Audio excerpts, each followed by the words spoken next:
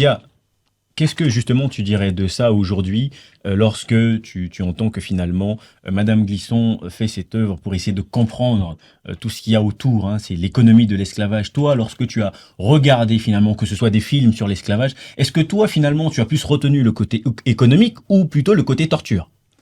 Moi, j'ai retenu le côté héritière et pourtant extrêmement novateur.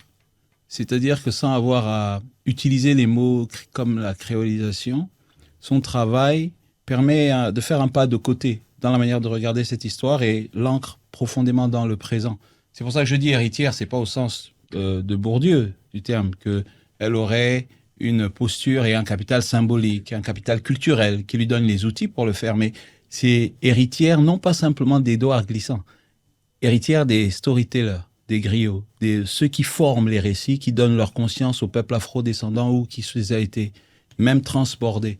Et aujourd'hui, partir du principe que, au-delà de ce qui est la souffrance, les chaînes, au-delà de ce qui est la douleur sur le plan comment on veut dire, mental, eh bien, il y a un travail de rationalisation à faire sur ce passé pour comprendre et pour mieux s'approprier le monde dans lequel on vit.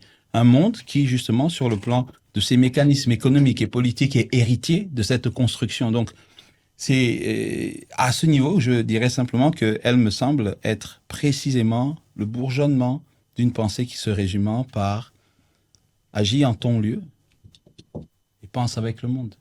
Mm. Tout à fait, tout à fait.